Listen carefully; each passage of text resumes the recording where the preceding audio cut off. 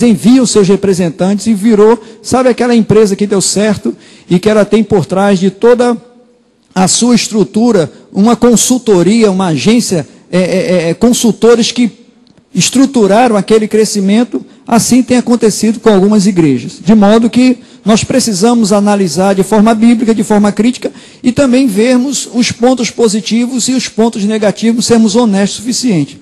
Concluindo essa parte, aquele teólogo Charles Hodge, ele disse uma coisa que eu gostaria que a gente prestasse bem atenção. Ele disse que toda verdade não pode ser nova, e aquilo que é novo não é verdade. Então, a verdade está na palavra de Deus. Se há alguma novidade fora desta palavra, então é porque não é novo. De modo que algumas coisas, por mais que sejam empreendidos esforços para atestar a veracidade, o embasamento bíblico, nós vamos analisar agora. Então vejam só, a história do movimento e crescimento da igreja nasceu com esse elemento, esse teólogo chamado Donald McGavran.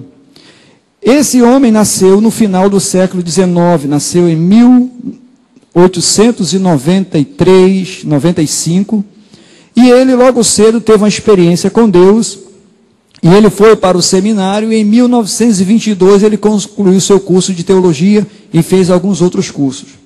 E ele foi uma pessoa fortemente influenciada pela teologia liberal, pelo liberalismo teológico do século XIX, que nasceu no século XVIII lá na Alemanha. E então ele teve alguns problemas com o que ele entendia ser a palavra de Deus.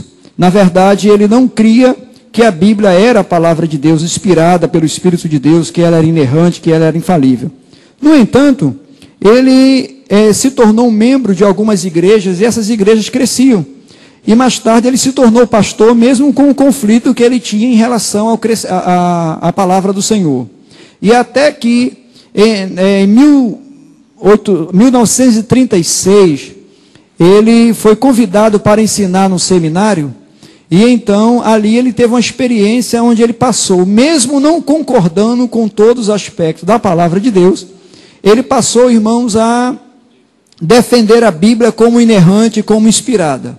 Na década de 50, ele foi trabalhar com o seminário Fuller nos Estados Unidos, e aí ele ficou responsável em fundar a chamada Escola Nacional de Missões do Seminário. Então o seminário tinha lá a sua área acadêmica, a sua área teológica, seu departamento teológico, mas paralelamente o seminário fundou um departamento de missões.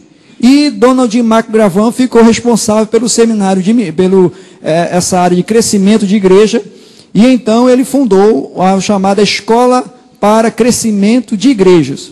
E ele começou então a estudar princípios que viessem a nortear o crescimento da igreja. Ele viajou para vários países, estudou alguns fenômenos, como na África, no próprio Estados Unidos, no Canadá, e ele começou a procurar encontrar princípios e explicações que justificassem tais crescimentos. É aí, amados, que vai entrar a participação deste teólogo lá do Fuller, chamado Peter Wagner, que muitos irmãos conhecem através do movimento de batalha espiritual. E você pode voltar o outro ali, amado, por favor? O outro. Bom, pode continuar, perdão. Onde é que entra a participação de Peter Wagner? Peter Wagner, irmãos, ele era teólogo do seminário Fuller. E aí, ele se aliou a McGavran e procuraram descobrir o porquê que as igrejas não crescem. Por que algumas igrejas em determinados locais, elas têm um crescimento acelerado, e em outras cidades, em outros lugares, elas não têm tal crescimento. E eles chegaram à seguinte conclusão. A primeira é que as igrejas, elas passavam pelo teste da cultura. Eles diziam que haviam laços culturais, fatores extremamente culturais em determinadas regiões, e os seminários ou os obreiros que para lá iam trabalhar, eles não foram preparados, não foram forjados com a mentalidade cultural daquele grupo. E aí eles então enfrentavam essa dificuldade, de modo que ninguém melhor do que alguém da própria cultura, de uma determinada região, para promover o trabalho de evangelização ali, porque entendia melhor. Uma outra observação, que foi mais uma observação de Peter Wagner e se tornou bastante popular, era que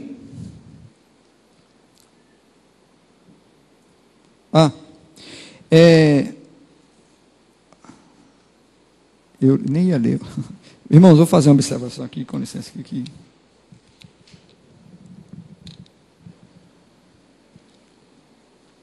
Há um carro com tijolos que precisa passar, mas que está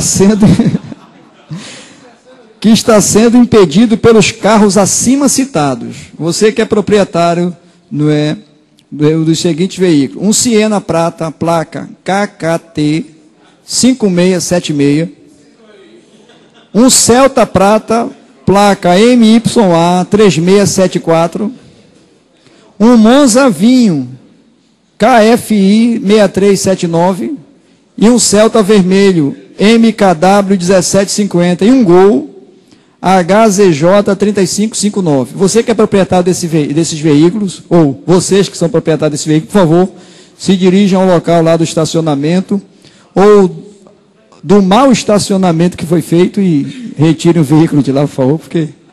Vou repetir: um Siena prata, placa KKT 5676, Celta prata MYA 3674, Monza KFI 6379, Paraty KLQ 2853, Celta vermelho MQW 1750 e um Gol HZJ 3555. Vamos voltar aqui para o crescimento da igreja. Né? Então, segundo aqui o irmão do engenheiro do tráfego aqui, disse que os carros estão no estacionamento certo. Então, quero me retratar aí com... Né? Um Citroën. Vamos voltar aqui, amados, amém? Então, veja, onde é que eu estava. Então, Peter Wagner, ele levantou um questionamento dentro do fato da cultura, onde ele dizia que existem certas culturas que estão presas a espíritos territoriais. Ele diz que havia uma ingerência demoníaca em certas regiões que atrapalhavam, que prejudicavam o crescimento, de modo que o crescimento em determinados lugares, o crescimento de igrejas, precisava ser combatido, deveria ser empreendido através da chamada batalha espiritual. Por quê? Porque o diabo plantou determinados tronos, que ele chamava, interpretando o texto de Paulo aos Efésios, também aos Colossenses, ele interpretava como sendo determinadas potestades que o diabo plantou em determinadas regiões, de modo que esses principados, essas potestades, exerciam uma liderança, e ele não usa essa expressão, mas o sentido que ele deixa, inclusive no livro Oração de Guerra, que foi muito vendido, se tornou um boom aqui na década de 90, sobre os movimentos de batalha espiritual, Peter Wagner afirma então que alguns territórios estavam sobre a liderança de tais espíritos, e que para um obreiro poder ser bem sucedido de forma missionária nestes ambientes, ele precisaria conhecer quais os principados, quais eram os guias que estavam amarrando aquele lugar, e então primeiro destruir aquele trono, para que pudesse então entrar com a mensagem do Evangelho. Agora quero abrir um parênteses. Isso foi endossado pela pastora Valnice Milhomes, que escrevendo a revista, que é uma publicação própria do G12, a revista Videira, eu tenho essa revista aí no computador, ela chegou a afirmar que estava orando pelo crescimento de igreja há uns anos atrás, e Deus então levou a fazer uma viagem ao Brasil, e ela disse: meu Deus, por que o Brasil não está crescendo? E segundo ela, o Espírito de Deus teria levado do Oiapoque ao Chuí, e ela então foi conduzida até o Porto Seguro, ali na Bahia, e Deus teria dito para ela que o problema estava ali, em Porto Seguro, que a igreja do Senhor deveria se reunir em Porto Seguro, porque lá foi o local onde Cabral chegou aqui primeiramente, e foi por ali que os portugueses trouxeram a idolatria. E aí ela faz uma afirmação que eu coloquei na minha observação como sendo extremamente preconceituosa. Ela afirma que, pelo fato de os navios trazidos por Cabral e por toda aquela turma lá de Portugal, os descobridores, eles trouxeram muito